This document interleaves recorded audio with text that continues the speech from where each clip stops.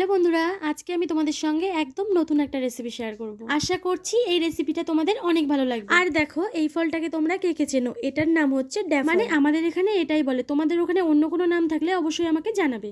আর এই ফলটা দিয়ে কিন্তু অনেক রকমের রেসিপি বানানো যায়, তার মধ্যে একটা আমি তোমাদের সঙ্গে শেয়ার করব। তাহলে চলো বকবক না করে রেসিপিটা শুরু করা যাক।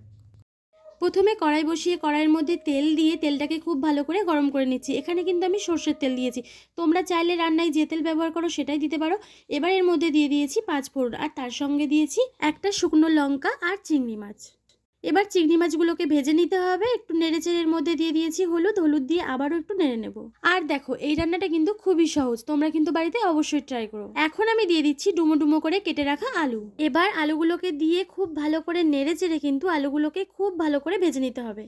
আর হ্যাঁ, এবার দেবো লবণ দিতে কিন্তু একটুও ভুলো না, স্বাদ মতো লবণ কিন্তু দিতেই হবে। আর রান্নায় লবণ ঠিকঠাক না হলে কিন্তু বাড়ির সব বাইরের কাছে বকা খেতে হবে। বকা খাওয়ার আগে স্বাদ মতো লবণ কিন্তু অবশ্যই দিও। আমি তোমাদের সঙ্গে একটু মজা করছিলাম। দেখো, লবণ দেওয়ার পরে কিন্তু খুব ভালো করে কষিয়ে নেওয়া হয়ে গেছে। এবার এর মধ্যে দিয়ে দেবো জল। দেখো, রান্নাটা কি সহজ না? তোমরা কিন্তু বাড়িতে ট্রাই করো। আর তোমরা যারা একটু টক টক খাবার খেতে পছন্দ করো তারা কিন্তু অবশ্যই ট্রাই করো, খেতে কিন্তু ভীষণ ভালো হয়। 5 থেকে 6 মিনিট ঢাকা দিয়ে আলুটাকে সেদ্ধ করে নেব। 5 থেকে 6 মিনিট পর ঢাকনা খুলে এবার দিয়ে দেব বেগুন। কষানোর সময় বেগুন দেওয়ার কোনো দরকার নেই, ঝোল ফুটলে তারপর বেগুনটা দেবে। বেগুন দেওয়ার পর আবারও ঢেকে দিতে হবে। এবার কিছুক্ষণ পর ঢাকনাটা খুলে এর মধ্যে দিয়ে দেব ড্যাফল।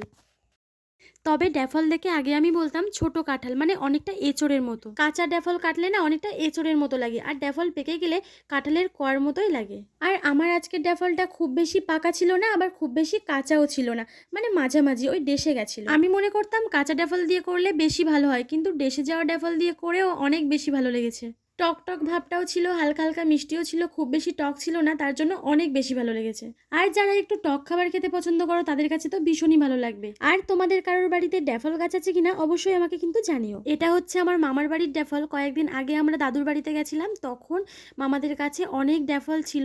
তাই আমি দাদুকে বলেছিলাম যখন একটুখানি পাকবে সেই সময় তুমি গিয়ে দিয়ে আসবে। তাই দাদু নিয়ে এসেছিল, আর আমি ভাবলাম চলো তোমাদের সঙ্গে এই রেসিপিটাও শেয়ার করা হয়ে যাবে। আর হ্যাঁ, একটু আগে যে মশলাটা আমি দিয়েছিলাম ওটা হচ্ছে জিরে গুঁড়ো। তোমরা অল্প পরিমাণে জিরে গুঁড়োও কিন্তু দেবে নামানোর আগে।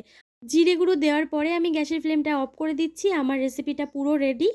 আর তোমাদের কোনো রিকোয়েস্টের রেসিপি থাকলে অবশ্যই আমাকে জানিও, আমি চেষ্টা করব সেই রেসিপিটা তোমাদের সঙ্গে শেয়ার করার। আশা করছি আমার আজকের রেসিপি তোমাদের ভালো লেগেছে। ভালো লাগলে অবশ্যই ভিডিওটাকে লাইক করবে, আর নতুন বন্ধু হলে সাবস্ক্রাইব করে পাশে থাকা অল নোটিফিকেশন অন করে দেবে। তাহলে যখনই আমি ভিডিও আপলোড করবো সবার আগে পৌঁছবে তোমাদের কাছে।